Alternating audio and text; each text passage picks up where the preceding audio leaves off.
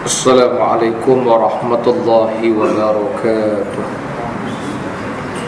Ila hadatin Nabi Mustafa Muhammadin sallallahu alaihi wasallam, thumma ila arwahi ahlil qubur minal muslimina wal muslimat wal mu'minina wal mu'minat, thumma ila arwahi abaina wa ummahatina wa ikhwanina wa limasyayikhina wa limuallimina wa lihuquqi alaina ajma'in, وخصوصا إلى روح المرحوم مؤلف هذا الكتاب شيء لله لهم الفاتحة. أعوذ بالله من الشيطان الرجيم. بسم الله الرحمن الرحيم. الحمد لله رب العالمين الرحمن الرحيم إياك نعبد وإياك نستعين اهدنا الصراط المستقيم صراط الذين أنعمت عليهم غير المغضوب عليهم ولا الضالين.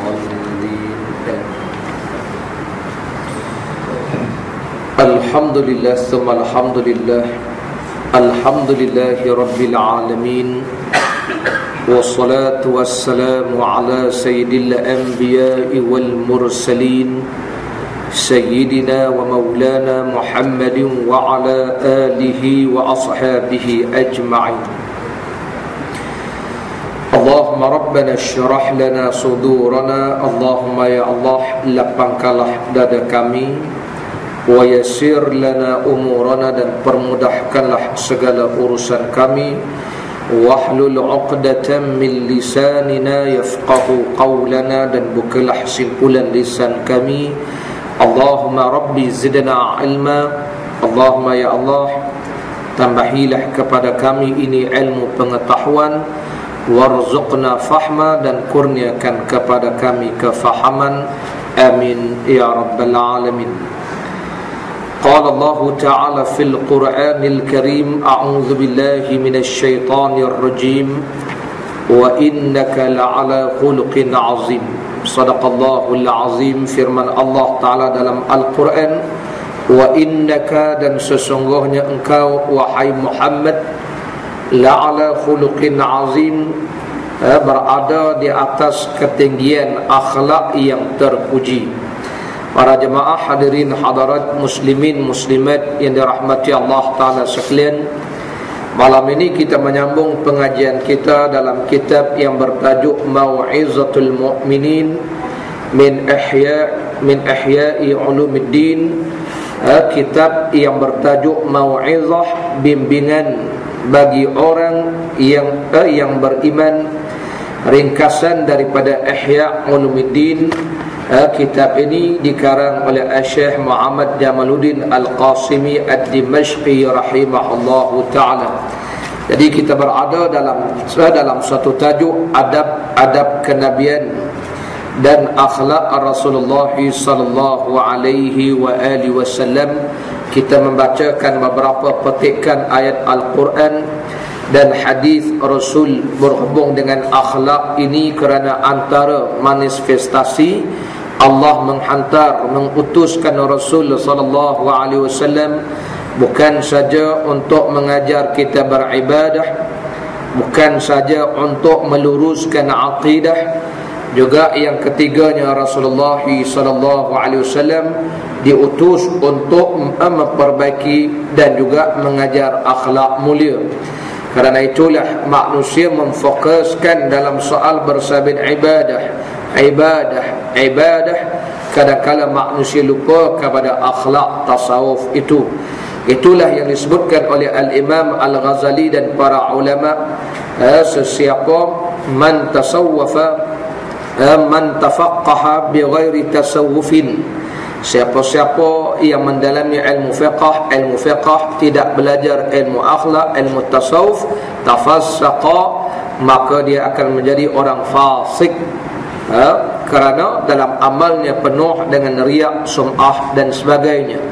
Tetapi kalau orang sibuk pula dengan ilmu tasawuf, ilmu akhlak, man tasawwafa bighairi tafaqquhin tazandaqa, sibuk dengan ilmu tasawuf sampai lupa belajar ilmu fiqh, nak naik ke maqam ma'rifat, nak naik makam hakikat, padahal tidak mengenal lagi asas syariat, tak mengenal asas akidah, tak mengenal asas fiqh, tazandaqa, orang begitu akan menjadi orang zindiq, sesat mereka itu.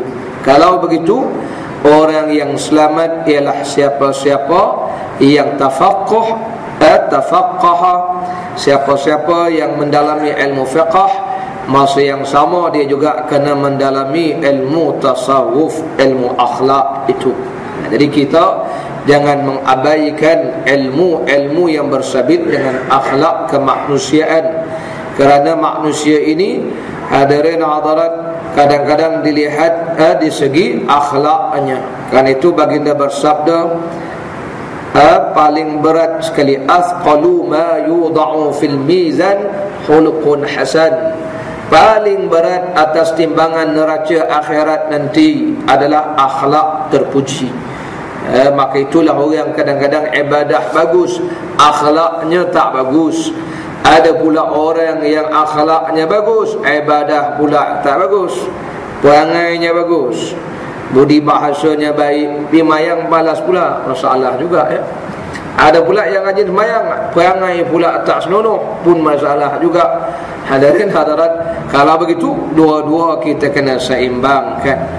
Maka begitulah Rasulullah sallallahu alaihi wasallam dalam budi pekerti baginda Allah Ta'ala mengajarkan. Itulah yang disebutkan oleh Aisyah bila ditanya bagaimanakah akhlak Rasul, kana huluquhu al-Quran.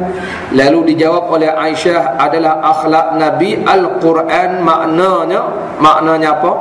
Maknanya apa yang disebutkan dalam Al-Quran, itulah akhlak baginda Rasul sallallahu alaihi wasallam.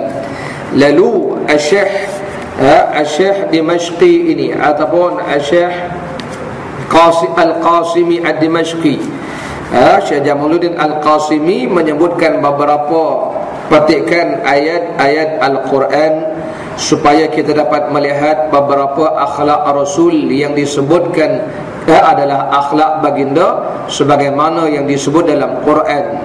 Di muka surat 566 itu kita dah bacakan, antaranya sifat suka memaafkan, mengajak kepada kebaikan, tidak melayan sikap buruk, sikap huduh, perangai huduh dan seumpamanya. Yang kedua, melaksanakan keadilan, memberi bantuan, melarang perkara yang mungkar dan keji. Yang kita dah sebutkan dahulu apa dia yang dikatakan mungkar. Kerana ada orang kadang-kadang tersilap memahami mungkar, sampaikan benda khilafiyah pun nak ditentang kerana katanya mungkar. Benda khilafiyah kita dah sebut itu bukan kemungkaran. Umpamanya apa yang menjadi khilaf ulama dalam masalah kunut subuh. Jangan pula kita dah belajar sikit, orang subuh, kunut subuh ni bid'ah, hendaklah ditentang, ini kemungkaran. Hebat benar hadirin hadirat, benda yang menjadi khilaf ulama itu tak dinamakan mungkar. Yang dikatakan kemungkaran perkara yang menjadi ijma' sekalian ulama. Umpamanya pengharaman judi, pengharaman menyembah berhala, itu mungkar. Yang itu yang patut disanggah, yang itu yang patut ada penipuan, penindasan. Yang itu yang patut besok turun demonstrasi. Faham? Ini buat mukadimah ni, perlu masuk tajuk ni. Itu kemungkaran hadirin hadirat, itulah akhlak Rasul sallallahu alaihi wasallam. Yang tiga, bersikap sabar. Sabar ni pun kita dah bincangkan dahulu. Banyak orang salah faham sabar. Suruh sembahyang, sabar. Bang subuh, sabar. Dah pukul 7, sabar. Pukul 8, sabar. Itu bukan sabar. Dia orang yang sabar walaupun dia mengantuk, bangun sembahyang. Walaupun sakit, bangun juga, tak boleh berdiri, duduk dia sembahyang. Itu orang sabar ibadah. Sabar mencegah kemungkaran, walaupun dimaki tetap dia nak mencegah kemungkaran. Itu sabar. Hadirin hadirat, itulah sifat Nabi SAW. Yang keempat, memberi kemaafan dan kelonggaran pada orang bersalah. Yang kelima, menolak kejahatan dengan cara yang sebaik-baiknya. Yang keenam, menahan kemarahan dan memaafkan orang lain. Yang ketujuh, jangan berburuk sangka, tidak mengintip keburukan orang, dan jangan mengumpat. Jadi sambung kita pada yang keenam, yang ketujuh. Secara ringkasnya hadirin hadirat, antara sifat Rasulullah sallallahu alaihi wasallam yang kita selalu sebut nak mencontohi Rasul, nak mencontohi Rasul. Bukan saja dalam bab kahwin 4 ya. Itu banyak orang memang nak contoh Nabi. Saya ustaz yang tu je mampu buat, dia kata. Oh, sedap bahasa dia. Orang perempuan hari ni pandai tak? Saya bukan tak bagi bang. Tapi abang ingat, kalau orang putih cakap satu isteri wife, banyak isteri wives. Kena tambah S. Satu kereta cars, banyak satu kereta car, banyak kereta cars, tambah S.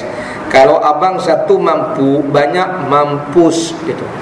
Tambah S satu lagi. Dia pun pandai. Faham kakak lah kan? Jadi kalau satu itu singular, dia car. Kalau banyak tambah S. Jadi kalau satu tu mampu, kalau banyak mampus gitu. Boleh Jadi hadirin hadirat, itu selain itu nak ditiru, ini juga sunnah Nabi sallallahu alaihi wasallam, menahan kemarahan. Firman Allah Ta'ala, wal kazimin al-ghaiz wal 'afina 'anil nas wallahu yuhibbul muhsinin. Firman Allah dalam Al-Quran, wal kazimin al-ghaiz, antara sifat yang mulia ialah dan orang yang menahan kemarahannya. Rasulullah sallallahu alaihi wasallam ada ketikanya menahan marah. Ada ketika Rasulullah sallallahu alaihi wasallam marah. Bukan kata tak boleh marah, marah ni biar bertempat. Sebagaimana yang disebutkan dalam beberapa hadis, apabila di hadapan Rasulullah sallallahu alaihi wasallam diperkatakan sesuatu, baginda akan menunjukkan kemarahan sampai nampak merah kedua pipi baginda. Jangan ingat Rasulullah ni jenis orang dipanggil cool begitu saja. Tengok keadaan-keadaannya, terutamanya apabila orang mengucapkan sesuatu yang bercanggah dengan hukum syarak. Karena itulah dalam ayat ini kata para ulama tafsir, Allah berfirman wal kaziminal ghaiz, dan orang yang menahan marah. Maknanya marah ini memang ada dalam diri manusia, cuma kita disuruh tahan marah itu. Kerana marah ini sifat dan neutral, sifat yang memang wujud dalam diri manusia. Sebab itu Rasulullah SAW juga ada ketikanya Nabi marah. Bagaimana satu ketika orang mempertikaikan keputusan Rasulullah SAW. Jadi jangan ingat sifat marah itu dipanggil memanglah sifat yang tak elok. Maka Rasulullah SAW termasuk golongan orang yang boleh menahan marah. Tapi adakah Rasulullah tidak marah? Marah. Satu peristiwa benar. Kalau tuan-tuan hari ini pergi buat haji, pergi buat umrah, akan ziarah satu tempat namanya Hudaybiyah. Di Hudaybiyah ni berlaku beberapa peristiwa besar. Antara peristiwa besar yang berlaku di Hudaybiyah ialah peristiwa selepas peperangan Hunain. Apabila Rasulullah SAW dapat menghimpunkan jumlah yang banyak harta-harta rampasan perang, lalu Rasulullah SAW mengagih-agihkan harta itu. Abu Sufyan dapat 100 ekor unta, 100 ekor, bukan seekor syekh, tapi ekor, dan beberapa kilogram emas, beberapa gram emas. Begitu juga dengan Muawiyah dapat 100 ekor unta. Anak Abu Sufyan seorang lagi dapat 100 ekor unta. Aqra' bin Habis dapat 100 ekor unta. Orang Madinah termenung tengok. Orang Madinah tengok termenung. Sebab apa? Sebab peristiwa Hudaybiyah ni berlaku pada tahun yang ke-8 atau 9 daripada hijrah Rasul sallallahu alaihi wasallam. Maknanya orang Madinah ni dah 9 tahun 8 tahun berjuang bersama Rasul. Tiba-tiba dalam mengagihkan harta rampasan, orang Mekah dapat banyak. Sampai ada di kalangan munafik berkata Muhammad sudah jumpa dengan geng-geng dia. Peristiwa ni sampai kepada telinga Rasulullah sallallahu alaihi wasallam. Orang buat aduan, orang beritahu tentang ketidakpuashatian penduduk orang Madinah. Hadirin hadirat Rasulullah himpunkan orang Madinah, merah padam muka Nabi sallallahu alaihi wasallam sebab orang Madinah sudah mula mempertikaikan tindakan Rasulullah sallallahu alaihi wasallam, sehingga Nabi bersabda, siapa yang paling adil kalau tidak Allah dan Rasul. Jadi menunjukkan ada ketikanya Rasulullah sallallahu alaihi wasallam marah, terutamanya apabila orang melanggar perintah Allah, kerana yang memutuskan keputusan itu adalah kehendak Allah dan Rasul. Mana boleh kita mempersoalkan keputusan Allah, keputusan Rasul sallallahu alaihi wasallam? Hadirin hadirat, tengoklah. Jadi memanglah kita antara sifat mulia, sifat menahan marah. Tetapi kalau orang sudah melanggar hukum Allah, Rasulullah sallallahu alaihi wasallam tetap merah pada muka Rasul sallallahu alaihi wasallam, sehingga Abdullah bin Mas'ud yang bercerita tentang hadis itu, ia menyampaikan berita ini. Kata Abdullah bin Mas'ud, sejak daripada hari itu saya tak berani lagi nak menyampaikan apa-apa berita yang tidak diperkenankan oleh Rasulullah, setelah saya melihat bagaimana berubahnya wajah Nabi apabila menyebutkan orang tak bersetuju dengan keputusan Allah, keputusan Rasul sallallahu alaihi wasallam. Agak-agak kita hari ini kalau orang persoal hudud depan Nabi macam-macam. Macam mana Rasulullah? Ya Rasulullah ni tak sesuai lagi. Agak-agak je, tak payah jawab. Agak-agak macam. Dari hadirat para jemaah yang dirahmati Allah, merah pada muka Rasul kalau orang persoalkan keputusan Allah, keputusan baginda Rasul sallallahu alaihi wasallam. Yang akhirnya para ulama tafsir menyebutkan tindakan Rasulullah buat begitu tu bukan kerana dia menyembelahi orang Mekah, kerana Rasulullah anak Mekah, tetapi kerana ini Muawiyah, ini Abu Sufyan, Aqra' bin Habis, ini semua pembesar-pembesar Mekah yang baru menyertai Islam, dipanggil mu'allaf, yang perlu dijinakkan hati mereka. Maka mereka ni layak untuk menerima harta zakat dan harta rampasan. Batu beri mereka lebih sikit. Ini hadirin hadirat. Jadi memanglah sifat marah ni sifat yang tak elok, tetapi ada ketikanya kita ni perlu marah, bukan sentiasa cool saja. Tetapi dalam ayat ini nak menyebutkan wal kaziminal ghaiz, antara sifat mulia ialah orang yang boleh menahan marah. Betul, marah ni mesti kena ada, cuma ada ketikanya kita perlu tahan marah kita. Sahabat-sahabat dalam peristiwa golongan munafik di Mekah, di Madinah, tuan-tuan kalau baca kisah orang munafik ni tuan-tuan, dahsyat tuan-tuan. Abdullah bin Ubay bin Salul, kepala munafik, namanya Abdullah bin Ubay.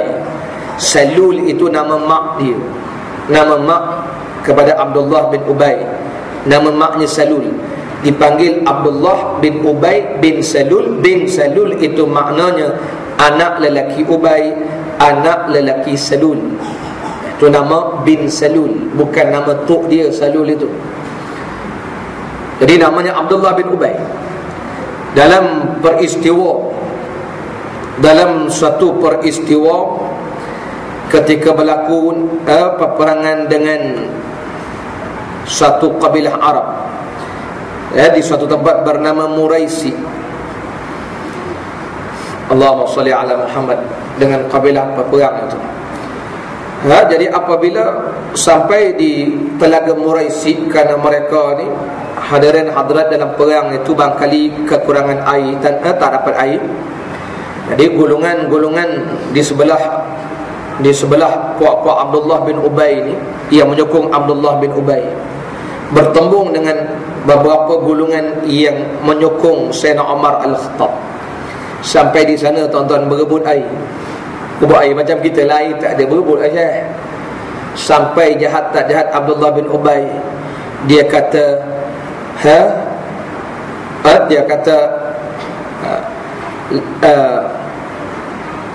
apa dia dalam Quran, Allah Ta'ala berfirman dalam Quran, wala in raja'na ila al-Madinah lanakhrujanna al-a'azzu minhal adhal.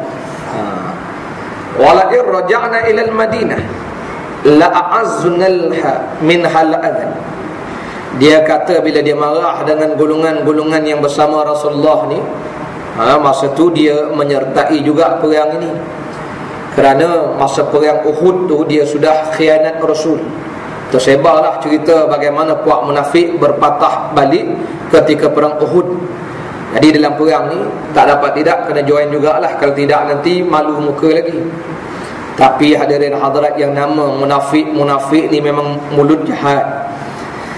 Seorang sahabat mulia namanya Zaid bin Arqam, dia dengar Abdullah bin Ubay sebut begitu. Apa kata Abdullah bin Ubay bila Abdullah marah sangat? Dia kata, demi Allah Ta'ala, nanti bila kita balik Madinah, ini puak mulia akan halau puak-puak hina ni balik Mekah. Dia kata Rasulullah dan sahabat-sahabat ni golongan hina. Zaid bin Arqam dengar, walhal Zaid bin Arqam ni keluarga Abdullah bin Ubay bin Salul, tapi dia tak suka dengan Abdullah bin Ubay. Dia buat laporan ni kepada Rasulullah sallallahu alaihi wasallam. Nak sebut hadirin hadirat, nak tahan marah. Jadi nak tahan marah ni, bila bawa laporan ini kepada Abdullah kepada Rasulullah sallallahu alaihi wasallam, Nabi panggil Abdullah bin Ubay, siasat betul ke dia kata begitu? Tuan-tuan, yang nama munafik ni memang penipu sungguh. Dia kata, wallahi nashhadu innaka la Rasulullah, demi Allah kami bersyahadah engkaulah Rasul Allah. Dia sampai mati tak mengaku yang dia cakap begitu, yang dia kata dia akan halau Rasulullah dan golongan-golongan ini keluar dari Madinah. Sehingga Rasulullah sallallahu alaihi wasallam menegur tindakan Zaid bin Arqam. Kata Zaid bin Arqam, sehingga saya berasa malu pula, seolah-olah saya yang bawa cerita-cerita palsu. Sehingga kata Zaid bin Arqam, saya tak keluar rumah beberapa ketika kerana malu, kerana dituduh sebagai orang yang menyebarkan berita. Tuan-tuan hadirin hadirat, sehingga turun surah Al-Munafiqun membersihkan Zaid bin Arqam itu. Nak sebut hadirin hadirat, golongan-golongan sahabat yang mengenal Abdullah bin Ubay ni, bila tengok pakai huduh orang macam ni, tuan-tuan, melaga-lagakan manusia. Belakang cakap lain, depan cakap lain. Belakang hina Rasulullah, depan dia kata dia beriman dengan Rasulullah. Kata sahabat-sahabat, ya Rasulullah, itu Abdullah, biar kami penggal kepala dia bawa depan tuan. Nak tunjuk tuan-tuan, bukan mereka ni tak marah. Marah maknanya hadirin hadirat, sifat marah itu perlu ada. Cuma kita disuruh menahan marah. Kalau ikut hati sahabat-sahabat tu, lama dah dipenggal kepada Abdullah bin Ubay tu. Sampai anak Abdullah bin Ubay namanya Abdullah, dia sendiri berjumpa Rasulullah. Dia kata, ya Rasulullah, biar saya bawa kepala pak saya depan tuan, boleh? Sehingga Nabi menenangkan keadaan. Kalau tidak kerana Rasulullah menenangkan keadaan, meluap-luap dah marah mereka terhadap golongan-golongan munafik itu. Apa yang saya nak sebutkan, hadirin para jemaah dirahmati Allah, kalau tak ada marah pun tak boleh juga. Ini orang hina Islam, bertenang. Banyak sangat bertenang. Orang menipu pun bertenang. Dia ada ketikanya kita bertenang, ada ketikanya kita ni perlu menunjukkan rasa marah kita kepada manusia, terutama mereka yang melanggar hukum hakam Allah, yang menghina Rasulullah sallallahu alaihi wasallam. Faham ni? Ini dah buat seminar dekat Putrajaya pun orang Melayu bertenang lagi tu. Seminar anti hadis tu lah. Cuma ditangkap Pak Kasim. Patut yang merasmi pun tangkap sekali. Faham? Kenal ni, tahu tak tahu ni? Tak tahu lagi bagus. Ini punyalah orang Melayu punya, dia punya bertenang dia. Langsung tak marah. Tapi dia marah apa dia? Kalau projek dia diganggu. Itu dia marah. Melompat semua. Tapi kalau Islam diganggu, Rasulullah dihina, dia boleh bertenang gitu. Terbalik kita ni. Jadi kita disuruh tahan marah, tapi ada ketikanya kita perlu menunjukkan marah kita. Wal 'afin 'anil nas, dan antara sifat yang mulia wal 'afin, sifat memaafkan kesalahan orang lain. Yang ini agak payah sikit. Orang ketuk kepala kita nak maafkan dia, macam dia susah ketuk kita, dia langgar kereta kita, dia kemek, dia cala kita macam boleh maafkan. Tapi kalau kita boleh maafkan, inilah sifat yang mulia. Wallahu yuhibbul muhsinin, dan Allah Ta'ala mengasihi orang yang berbuat perkara yang baik. Jadi ayat ini walaupun menyebutkan ayat tentang sifat mulia, hadirin para jemaah rahmati Allah, sifat inilah yang dikatakan oleh Aisyah, kana khuluquhu Quran, adalah sifat Rasulullah, akhlak Nabi sebagaimana yang disebut dalam Quran itu. Jadi kalau nak tengok sifat Rasulullah, ini semua adalah sifat baginda Rasul sallallahu alaihi wasallam. Antaranya menahan marah, memaafkan orang dan seumpamanya. Yang ketujuh, jangan berburuk sangka, tidak mengintip keburukan orang, dan jangan mengumpat. Antara sifat mulia yang perlu ada pada diri kita dan sifat mulia milik Rasulullah sallallahu alaihi wasallam ialah sifat jangan berburuk sangka. Firman Allah, ya ayyuhalladzina amanu jtanibu katsiran minadh-dhann inna ba'dadh-dhanni itsmun. Wahai orang yang beriman, jauhilah kebanyakan dari sangkaan, supaya kamu tidak menyangka sangkaan yang dilarang, kerana sesungguhnya sebahagian dari sangkaan itu adalah dosa. Jadi antara sifat yang perlu kita elakkan, sifat bersangka-sangka, ataupun dalam bahasa moden hari ini dipanggil spekulasi. Macam-macam kita punya spekulasi, macam-macam andaian, macam-macam tuan-tuan. Kena pula MH370 ni. Daripada awal kejadian sampai hari ni macam-macam teori ya. Yang paling seronok tu kalau duduk di kampung tu, kampung lagi ada kopi tu, satu teh tu sampai tengah hari cerita kapten bang. Yang bercerita tu pilot mas pun termenung tengok. Pilot tu termenung. Pasal apa? Dia bercakap tu macam pernah bawa kapten bang. Dia buat U-turn lah, buat gitu. Pilot pun dengar. Tak pernah cukup belajar benda tu. Tu teori tu, teori. Dahsyat tu. Sampai saya ada satu tempat saya berceramah tu, ada satu pilot yang pernah bawa Boeing 7 Boeing yang tu yang hilang tu. Dia pernah bawa kata bang tu, dia kata. Jadi 777 tu kan. Dia pernah bawa kata. Jadi dia boleh ceritalah sebab teori dia. Tapi orang yang tak pernah bawa bercerita tu yang kita terkejut tu.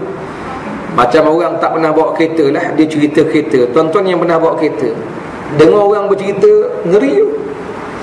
Dia tak pernah bawa kereta, dia bercerita tu mengalahkan lesen P pun tak ada, L pun tak ada, tapi bercerita beria. Kalau kita bawa kereta tu kan, kita tahu kan D tu apa maknanya, P apa maknanya, N makna apa, kita tahu pasal kita ada lesen mandu.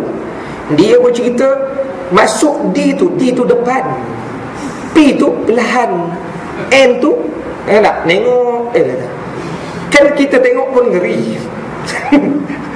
Dia dah letak ada kereta, mandu pun tak ada, bercerita mengalahkan orang ada lesen. Macam itulah ibarat hari ni orang berteori, bersangka tentang apa yang berlaku hari ni, macam-macam benda. Itu namanya sangka. Sebab tu antara benda yang menjadi dosa ni ialah bersangka-sangka. Lepas tu nak kata apa? Kata tak tahu cukup lah. Memang tak tahu apa pun kan? Tak tahu. Jumpa pun tak tahu. Cuma kita hari ni mengagak-agak sajalah. Jadi hadirin hadirat, batu kita jangan banyak bersangka manusia ni lah. Kalau pakai baju buruk, disangkanya kedekut. Pakai baju cantik, disangkanya kita melaram. Kan susah manusia ni. Pakai tak? Kalau kita banyak diam, dikatanya kita sombong. Kalau kita banyak cakap, dikatanya kita menyibuk. Kan banyak sangka manusia ni. Sangka je. Sampai itu ada orang buat satu syair tentang bersangka-sangka. Ya, sebab salah kita. Duduk diam, orang kata kita sombong. Kalau kita banyak bercakap, orang kata kita menyibuk. Mulut murai. Apa lagi? Kalau kita pakai lebih-lebih sekarang, dia kata kita menunjuk pula. Dah kita pakai baju buruk, dia kata kita kedekut pula. Sebab salah kita. Pakai kasut sebelah lain, dia sangkanya kita curi selipar surau. Macam-macam sangka. Kalau begitu hadirin hadirat, dalam hal-hal begini Rasulullah sallallahu alaihi wasallam mengajarkan kita fatabayyanu, kena siasat. Karena itulah dalam peristiwa yang berlaku pada Abdullah bin Ubay bin Salul, bila Zaid bin Arqam bawa laporan pada Rasulullah sallallahu alaihi wasallam tentang ucapan Abdullah yang menghina Rasulullah, ya, Rasulullah tidak terus terima. Nabi panggil Abdullah, Nabi siasat, Nabi tanya dia betul-betul. Bila dia membohong, dia menafikan, Rasulullah terpaksa terima sebab dah dia bohong. Nak kata macam mana? Sehingga Allah menurunkan hal yang sebenarnya, menceritakan keadaan yang sebenar itu. Jadi hadirin hadirat, begitulah kita dalam benda-benda begini, jangan bersangka-sangka. Kerana Allah Ta'ala menceritakan satu kisah dalam peristiwa perang Bani Mustaliq. Ada satu kisah yang berlaku pada peristiwa perang Bani Mustaliq itu. Kemudian setelah selesai masuk Islamnya Bani Mustaliq, kemudiannya Rasulullah SAW satu ketika hantar seorang utusan pergi kutip zakat di perkampungan Bani Mustaliq. Bani Mustaliq ni ada di antaranya Yahudi masuk Islam. Jadi bila sahabat bila lelaki ni nak pergi kutip zakat di tempat Bani Mustaliq, dia tengok orang keluar ramai-ramai, dia takut. Dia pun lari. Padahal orang datang ramai-ramai itu nak sambut dia. Dia boleh sangka orang datang ramai-ramai nak pukul dia.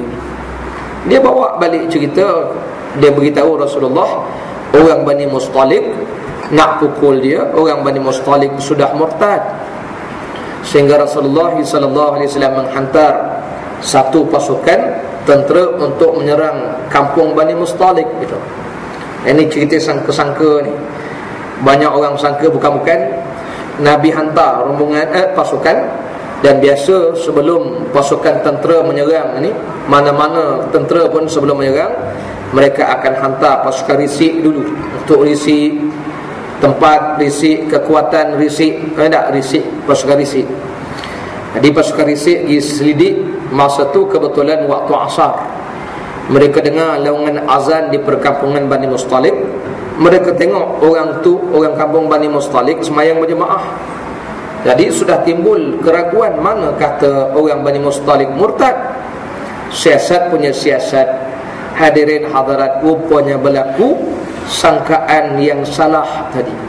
Sehingga Allah menurunkan ayat, in ja'akum fasiqun binaba'in fatabayyan an tusibu qauman bijahalah. Allah Ta'ala berfirman dalam Quran, in ja'akum fasiqun, apabila datang orang fasik bawa kabar berita, siasat lebih dulu, supaya antusibu qauman, supaya tidak akan menimpa suatu kaum itu musibah dengan sebab berita-berita yang palsu, sangkaan yang buruk tadi. Begitulah kita. Ayat ini mengajar kita, kalau kita ini hadirin hadirat dalam sesuatu kes, jangan cepat sangat terima, melainkan setelah kita fatabayyanu, melakukan penyelidikan dan siasatan. Kalau tidak, nanti akan ada orang yang tertimpa musibah dengan sebab sangkaan-sangkaan. Nah, ini yang dinamakan kadang-kadang bersangka-sangka ni banyak musibah dia.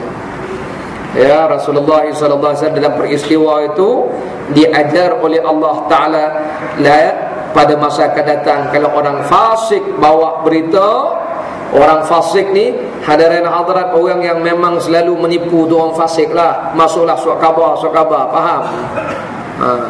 Kita surat khabar cerita je percaya semua. Selidik dulu, siasat dulu. Sebab banyak sangat yang fasik itu. Ala kulli hal, tak? Para jemaah yang dirahmati Allah, siasat dulu supaya jangan ada orang yang ditimpa musibah ini. Akhirnya musibah menimpa. Itulah hampir-hampir berlaku musibah. Mujurlah mereka siasat, mereka selidik, mereka dapati perkampungan Bani Mustalik ada azan, ada solat berjamaah. Bila mereka siasat, rupanya orang yang bawa berita tadi sangkaan buruk. Mereka beritahu yang kami turun ramai-ramai itu bukan kami nak pukul dia, kami nak sambut dia. Tapi oleh kerana buruk sangka. Hadirin hadirat para jemaah yang dirahmati Allah, faham ni? Boleh faham? Faham mudah sikitlah. Banyak hari ni kita tengok aja apa yang berlaku sudah sangka bukan-bukan. Wal-iyazubillah, tak jauh lah. Jadi Allah ajar kita, wahai orang beriman, jauhilah kebanyakan dari sangkaan-sangkaan itu, supaya kamu tak menyangka sangkaan yang dilarang, kerana sesungguhnya sebahagian dari sangkaan itu ada dosa. Jadi orang yang sangka bukan-bukan ni dosa. Ismun, suatu dosa. Ini adalah disebut dalam surah Al-Hujurat ayat yang ke-12. Demikianlah sebahagian kecil dari beberapa ajaran dan didikan yang diterima oleh Rasulullah SAW dan telah baginda laksanakan dengan sebaik-baiknya. Sebenarnya masih banyak lagi didikan-didikan yang terdapat dalam Al-Quran yang tidak terhitung. Maknanya yang tak disebutkan di sini banyak lagi. Jadi ini baru sebahagian daripada sifat mulia yang disebutkan oleh Allah dalam Al-Quran, yang disebutkan oleh pengarang kitab ini. Para jemaah yang dirahmati Allah sekalian, qala musannif, kata pengarang kitab ini lagi, Rasulullah SAW adalah manusia utama dan tujuan awal yang diberi pengajaran dan pendidikan dari Allah Subhanahu wa taala sebagaimana di atas. Selanjutnya dari baginda SAW memancarlah cahaya keagungan budi pekerti kepada seluruh umat manusia.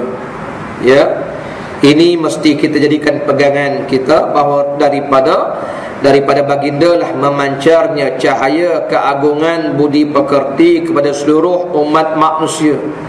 Sebab memang baginda SAW itu dididik dengan Al-Quran, dan itulah yang digunakan oleh baginda sebagai pedoman untuk mendidik umatnya, umat baginda Rasul SAW.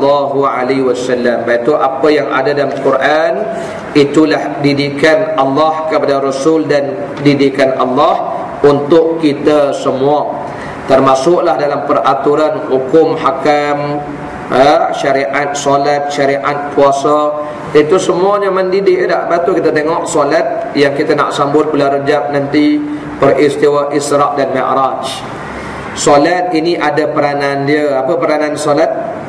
Antaranya wa aqimis solata li zikri, dan dirikan solat supaya kamu ingat aku.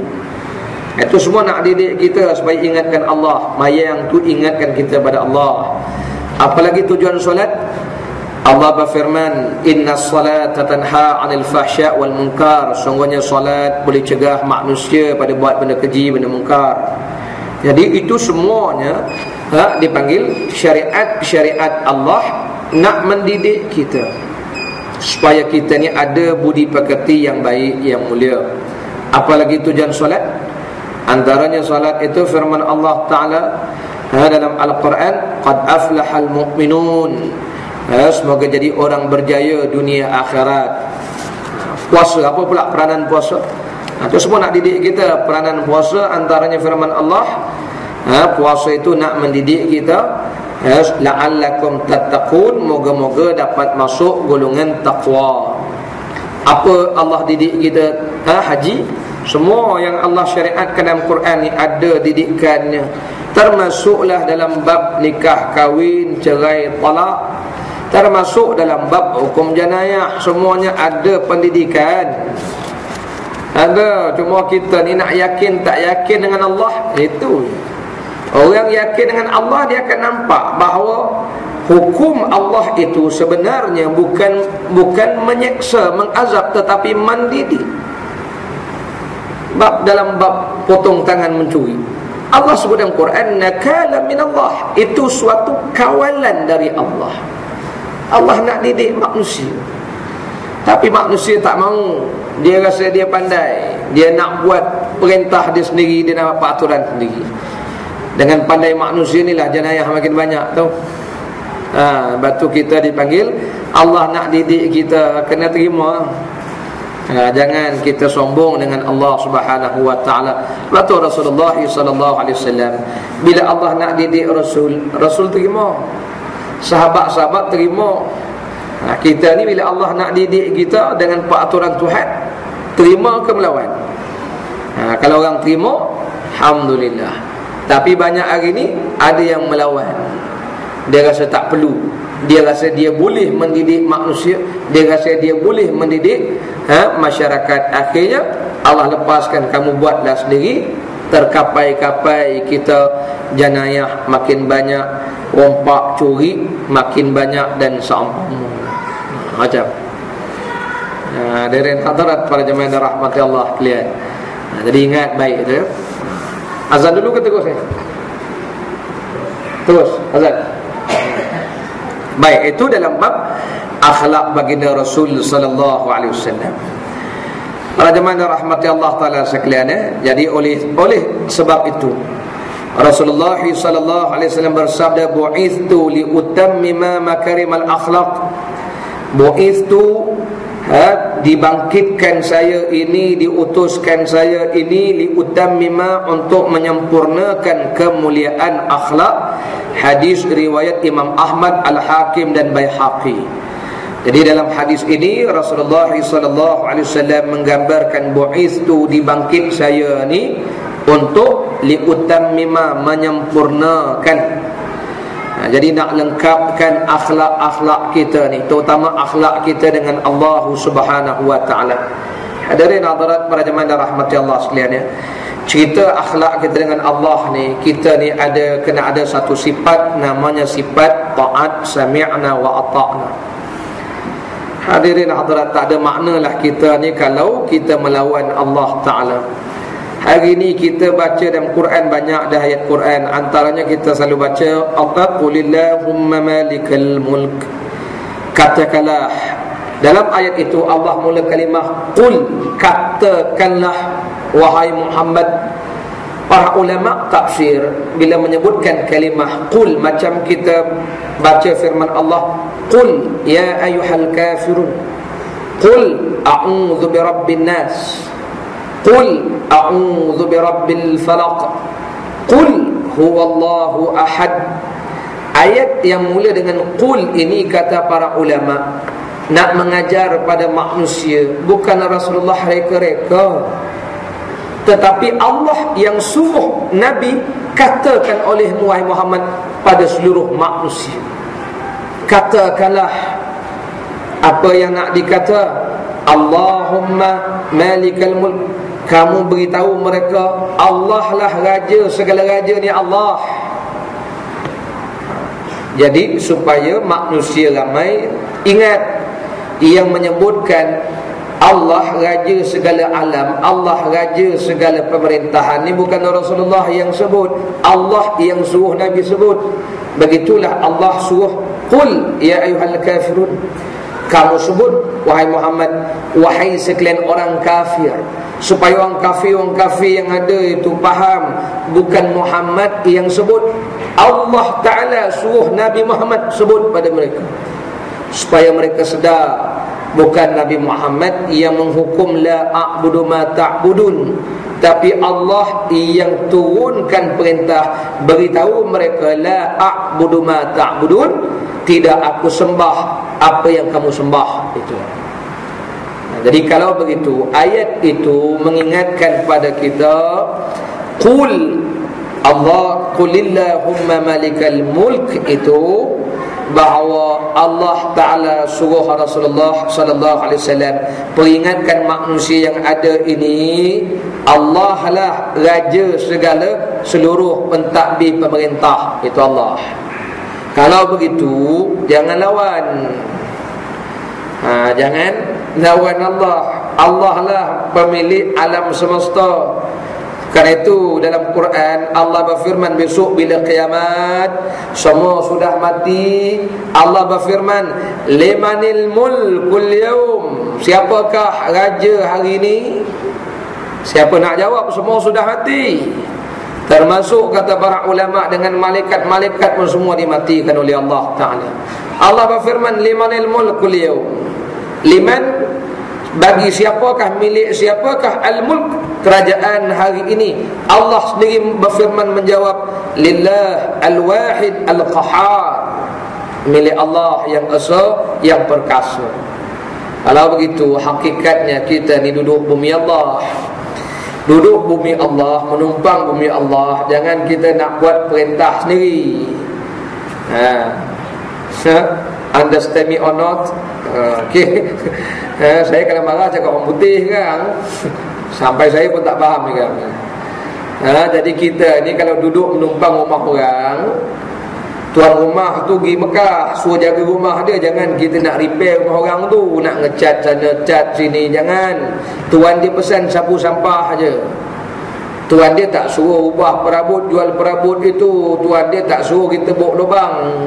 Kita jaga rumah orang. Kan ada tuan rumah tu, dia di Mekah kejap seminggu je buat umrah. Jangan kita pandai-pandai buat macam rumah sendiri. Faham ya? Macam itulah duduk bumi Tuhan ni, numpang kejap 40 tahun, 30 tahun, 50 tahun, 60 tahun. Jangan nak rasa macam dunia ni kita punya. Habis semua kita ubah. Hak Tuhan buang tepi semua sekali. Marahlah tuan tanah ni, Allah Ta'ala muka. Pandai-pandai duduk bumi Allah, nak buat hukum sendiri. Faham tak faham ni?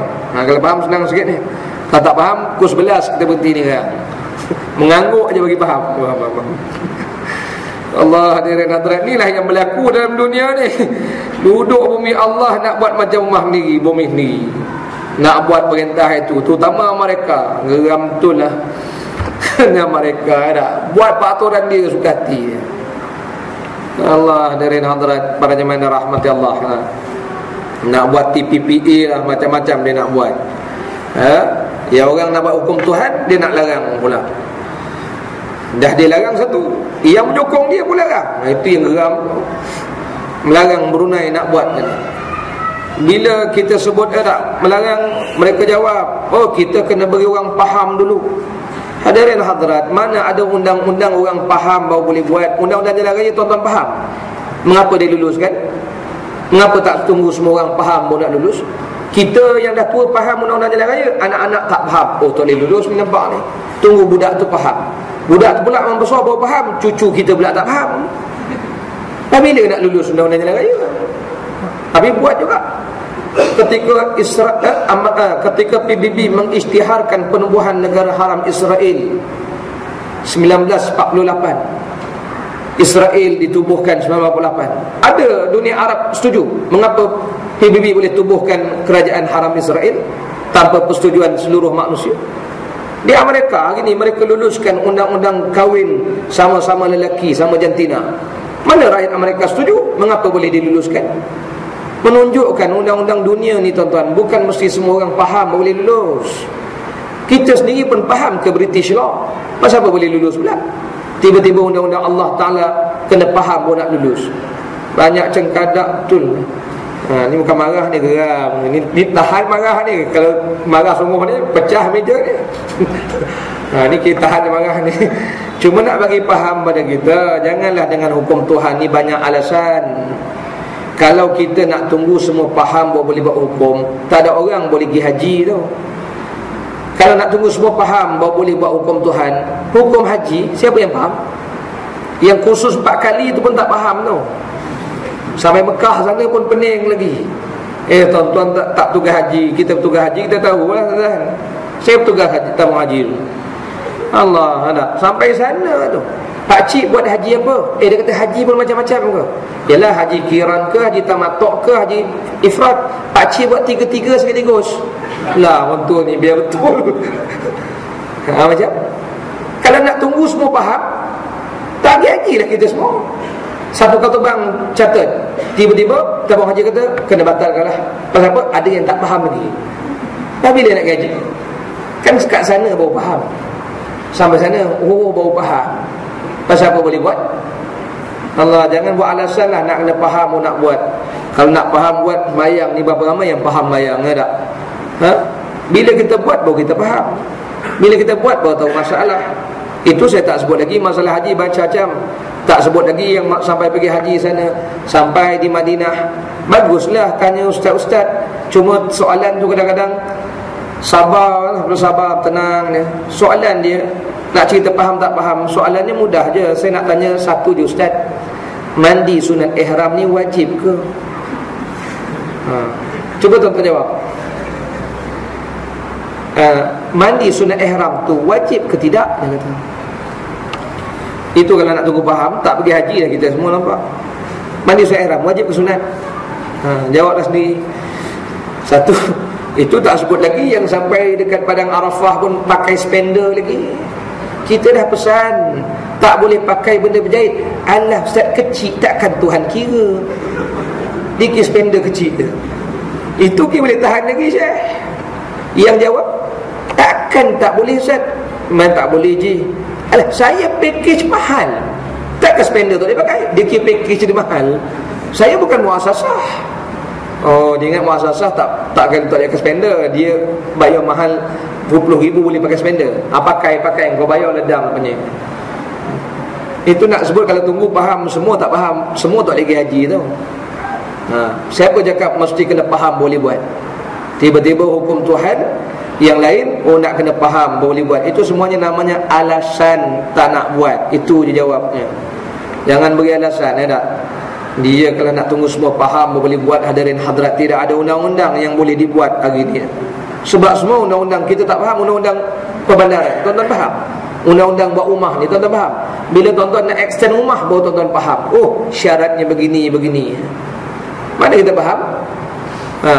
Kalau hadirin hadirat semua faham, pakai tak buatlah kita semua. Ini nak sebutnya, ini akhlak kita kepada Allah Subhanahu wa taala, ya, biar berakhlak sikit dengan tuan tanah ini. Selanjutnya, baginda sallallahu alaihi wasallam juga menyeru seluruh umat supaya berperangai dan berbudi pekerti luhur serta akhlak yang mulia. Setelah Allah Ta'ala menyempurnakan akhlaknya, akhlak baginda, lalu baginda sallallahu alaihi wasallam dipujinya. Allah yang menyempurnakan akhlak baginda, Allah memuji baginda dan diberikan gelaran sebagai orang yang mempunyai akhlak yang agung dan luhur. Sebagaimana firman-Nya Allah, wa innaka la'ala khuluqin azim, dan bahawa sesungguhnya engkau wahai Muhammad mempunyai akhlak yang sangat mulia. Hadirin hadirat, Allah yang menyempurnakan akhlak Rasulullah, Allah memuji baginda Rasul. Inilah namanya puji Allah kepada makhluk kembali kepada Allah. Itu sebabnya alhamdulillah, segala-gala puji kembali pada siapa? Allah saja. Orang tanya tak? Kalau begitu senanglah Allah sempurnakan akhlak baginda. Kita ni dalam bab akhlak ni Allah dah beri panduan. Rasulullah sallallahu alaihi wasallam tu berusaha menyempurnakan akhlak. Jadi kalau begitu, kata para ulama, akhlak manusia ni ada dua macam. Satu akhlak semula jadi yang memang Allah jadikan dalam diri kita, memang ada, ya. Hadirin hadirat, dengan yang pertama dipanggil nak mendapat dengan limpah kurniaan Allah, dipanggil fitrah, kejadian manusia.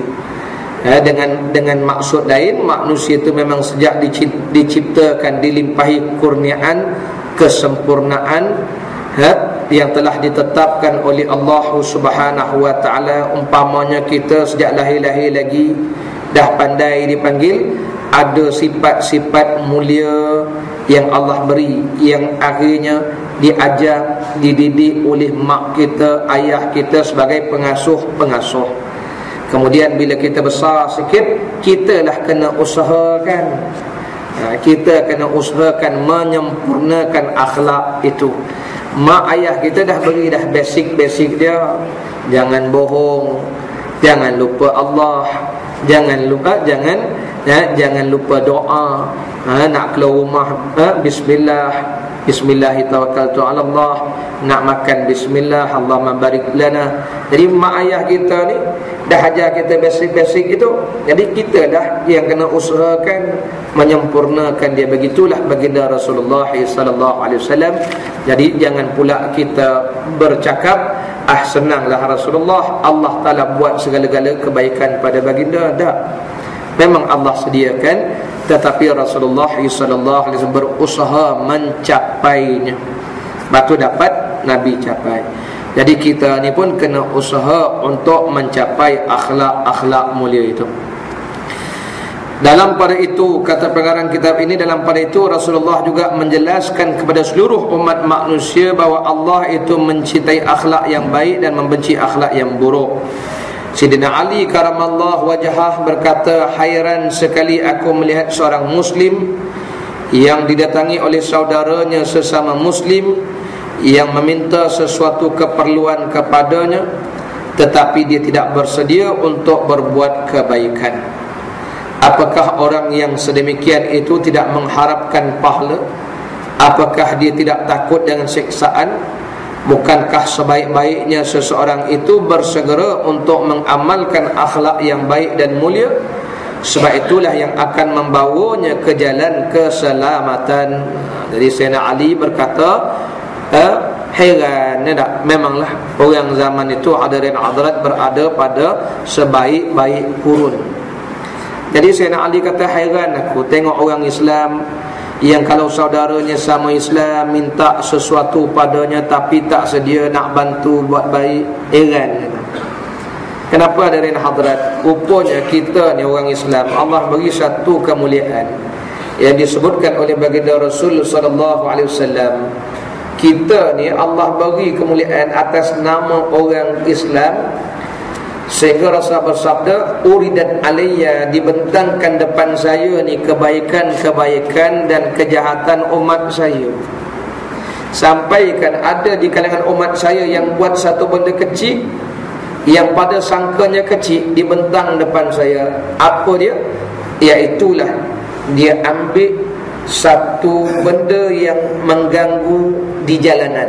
Umpamanya dia ambil lah benda yang mengganggu jalan, macam duri ke, kaca ke, dia buang. Nak tunjuk pada kita, walaupun sekecil-kecil begitu pun ditunjukkan di hadapan Rasulullah sallallahu alaihi wasallam. Nak tunjuk pada kita bahawa amal-amal kebaikan ni bukan tunggu kita nak buat yang besar-besar tu. Sebab itu seorang sahabat nama Abu Zar, dia tanya, ya Rasulullah, apakah amalan yang paling utama? Nabi kata, kamu beriman pada Allah, berjihad pada jalan Allah. Dia tanya lagi, apakah yang baik lagi? Nabi bersabda, kamu tolong orang buat kerja, atau kamu tolong orang yang tak erti buat kerja, kamu buat kerja untuk dia, untuk ajar dia buat kerja. Kata Abu Zar, kalau saya tak boleh buat tu semua, saya tak mampu buat tu semua. Nabi bersabda pada Abu Zar, kamu tahan lidah, kamu tahan diri kamu, jangan buat jahat pada orang. Itu sedekah kamu untuk diri kamu. Nampak itu?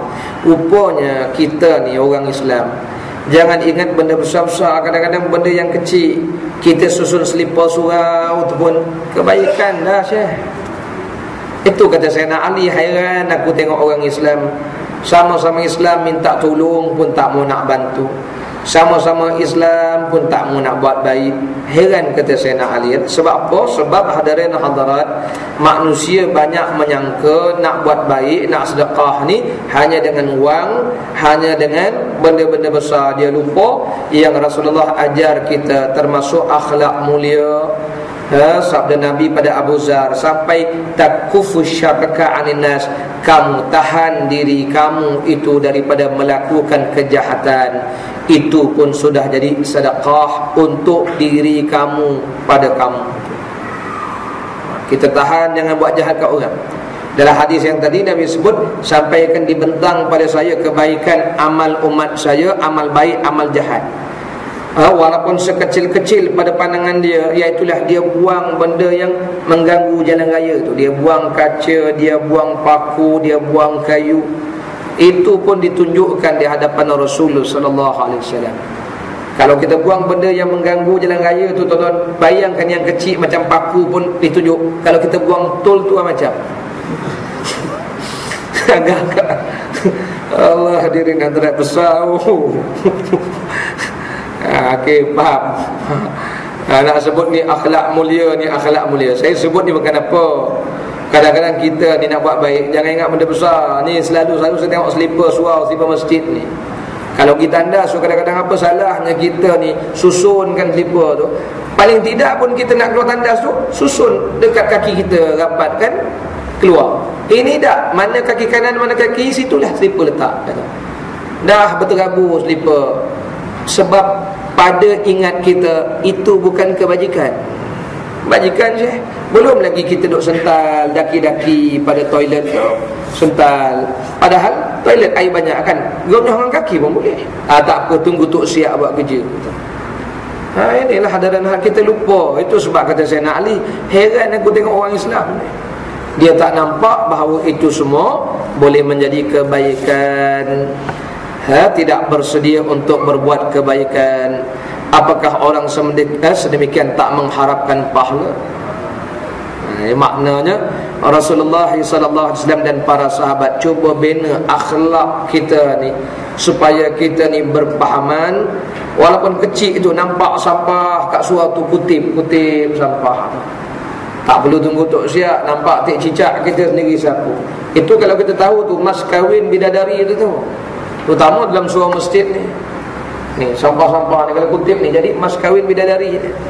Tak percaya, kutip ni penuh poket ni. So akhirat buat tahu, penuh masuk poket. Bini pun tanya, apa bang poket banyak sangat? Mas kahwin.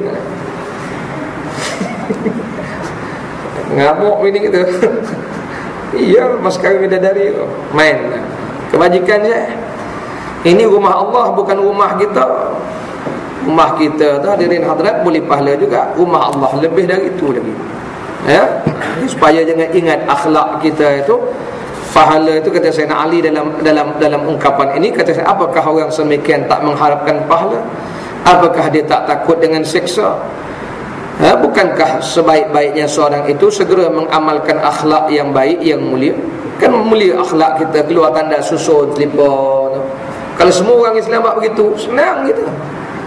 Tapi hadirin hadirat, tak tahulah orang Islam akhir zaman ni, jangan kata dia nak letak selipar tu susun, selipar surau hilang pula dibuat. Saya kerja pejabat tu tahulah. Heran kita duduk surau pejabat tu, kita jaga surau, selipar hilang. Biasanya hari Jumaat hilang tu, pasal dia orang pinjam bawa pergi masjid.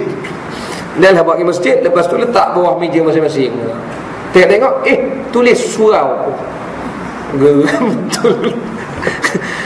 Jadi hak milik peribadi pula dah. Ini para jemaah rahmati Allah. Sebab apa? Sebab dia lupa dengan siksa, dia lupa dengan kebaikan. Sebab itulah yang akan membawanya ke jalan keselamatan. Kalau kita ada akhlak tu, itulah yang akan bawa kita jalan selamat, ya. Hadirin para jemaah rahmatullah. Dan jadi moga-moga dengan hadis yang kita baca dan ungkapan-ungkapan ini membina akhlak kita. Cuma saya nak kesimpulkan, bila sebut akhlak mulia ni bukan saja mesti yang besar-besar itu, tapi yang sehalus-halusnya, yang sekecil-kecilnya. Sampaikan batu-batu yang kita buang dari jalan, mengganggu jalan. Apatah lagi kalau duri-duri, benda-benda yang menyakiti, sampah sarap. Kalau inilah sikap yang ada pada diri umat Islam, hadirin hadirat, alangkah mulianya dan alangkah berbangganya Rasulullah SAW dengan kita semua. Dan di sinilah kita diajar bahawa itu semua akan menjadi sedekah untuk diri kita sebenarnya. Cuma saya tak sempat nak bawa beberapa hadis Nabi SAW, tapi memang itulah Nabi sebut sedekah kita untuk diri kita sendiri, ya. Jadi moga-moga kita dapat bina sedikit peribadi kita, terutamanya lah yang berkait dengan masjid surau inilah. Saya menyerulah macam umpamanya tengok slipper-slipper kat surau tu kadang-kadang tak bersusun, kita tolonglah susun tak. Yang kat bilik air tu tengok kadang-kadang berdaki, tolonglah kita ambil air, cuci-cuci sikit, singki-singki dan seumpamanya. Muslimin pun boleh, muslimat pun boleh. Kalau pejabat tu kadang-kadang muslimat tu bukan budak kecil-kecil, besar-besar nak diajar. Sebab saya tak pernah masuk tempat bagian muslimat tu, tapi laporan selalu sampai pada saya bab saya jaga surau. Antaranya bukan surau ni, surau pejabat saya cerita ni. Surau sini tak ada. Surau pejabat ni oleh kerana dah hari-hari dia duduk situ, tempat untuk muslimat tu kadang dah jadi macam bilik makeup dia orang. Penuh dengan macam-macam bedak-bedak shampoo, semua ada, pencuci muka. Penuh macam-macam jenama lah. Allahu Rabbi, dah sampai kata satu hamba Allah Ta'ala tu, kalau orang masuk tengok ngeri. Dan macam bilik kosmetik pun dia kata. Saya tak tahulah pejabat saya ke ataupun pejabat lain serupa, wallahualam. Tapi rasa macam standard ya. Jadi kalau begitu tolonglah tak cuci-cuci, susun-susunkan benda itu semuanya, kebajikan. Begitu juga dengan kalau kita singgah R&R. Rasulullah dah ajar kita ni semua akhlak mulia. Tapi R&R saya tengok, Allah, kalau dah semayang tu sejadah tu campak aje. Apalah salahnya lipat ke susun balik, sidai elok-elok. Oh, kata akhlak orang Islam kita macam ni. Tuan-tuan ya, apa salahnya besok hari kita sirat, tolong lipatkan, susunkan. Allah, saya pun tengok sampai naik berkulat-kulat dah, berbintik-bintik dah kain plekat tu, bergulung-gulung. Memanglah bagus nak pinjam kan, orang nak wakaf, sudah pakai tu, betul ya? Oh, ngeri tengok. Itu kalau non muslim masuk tengok, Allah, huduhnya berangai. Kain plekat satu, apalagi sejadah satu tak. Yang paling seronok tu kalau dia semayang situ, tinggal situ tak apa, kan pandailah pekerja-pekerja R&R tu susun. Kita lupa yang itu akhlak kita. Yang Rasulullah SAW bersabda, itu semua diberi pahala dengan niat kita nak menunjukkan akhlak kita yang baik. Itu kata Sayyidina Ali, aku heran tengok mereka. Bukankah itu pahala, dan apakah mereka tak takut dengan siksaan? Hadirin hadirat, walaupun tidaklah sampai ke peringkat berdosa, tetapi ulama-ulama tasawuf yang hatinya bersih, memang mereka tak boleh melihat suatu benda yang hina begitu, kerana sedar tak sedar dalam sikap kita begitu sebenarnya sudah ada sifat perhambaan. Sebenarnya kita cuba menjadikan orang sebagai kuli kepada diri kita, sedangkan Rasulullah SAW tidak mahu kita menjadi sebagai manusia yang memperhambakan sesama manusia. Walaupun memang tak nafikan surau ni ada toksia, R&R tu ada pekerja-pekerja dia, tetapi jangan kita memperhambakan sesama manusia. Apa salahnya kalau kita ambil sidaikan kan ke akhlak kita. Dan Rasulullah SAW menggambarkan disitulah yang akan dipanggil meninggikan akhlak kita, itu dipanggil liutammima, nak sempurna akhlak dan pekerti. Jadi bukan kita kata tidak ada akhlak, tapi nak bagi komplit, nampak sempurna akhlak peribadi kita tadi. Saya rasa itulah yang boleh kita bincangkan, hadirin hadirat. Moga-moga dirahmati Allah Ta'ala sekalian. Dalam sebuah hadis yang diriwayatkan demikian, Inna Allah haffal Islam bimakarimil akhlaq wa mahasinil a'mal. Sesungguhnya Allah mengembangkan Islam dengan akhlak yang mulia dan amalan-amalan yang baik. Wallahu ta'ala a'lam. Sekarang itu saja. Kalau ada soal kita persilakan. Ada soalan?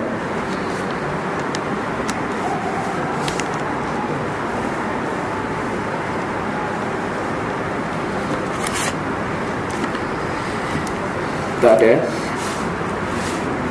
Kalau tak ada, hadirin hadirat, moga-moga dapat kita mengamalkan beberapa pedoman hadis Nabi SAW ini dalam tajuk kita, bu'ithtu li utammima makarimil akhlaq. Hanya saja diutuskan saya ni nak menyempurnakan akhlak yang terpuji itu. Bismillah, sallallahu alaihi wasallam, Muhammad wa ala alihi wa sahbihi wa baraka wa sallam. Allahumma anfa'na bima 'allamtana wa 'allimna bima yanfa'una wa zidna 'ilman nafi'a ya arhamar rahimin. Allahumma ya Allah, berilah manfaat atas ilmu yang kau ajarkan kepada kami, dan ajarilah kepada kami ini ilmu yang bermanfaat, dan tambahilah kepada kami ilmu yang bermanfaat. Allahumma faqihna fid din wa 'allimna at-ta'wil. Wa sallallahu ala sayyidina Muhammad wa ala alihi wa sahbihi wa baraka wa sallam. Walhamdulillahi rabbil alamin. Fataqabbalallahu minna wa minkum. Subhanakallahumma bihamdika asyhadu an la ilaha illa anta astaghfiruka wa atubu ilaik. Bismillahirrahmanirrahim. Illa alladhina amanu. Wabillahi taufiq wal hidayah. Assalamualaikum warahmatullahi wabarakatuh.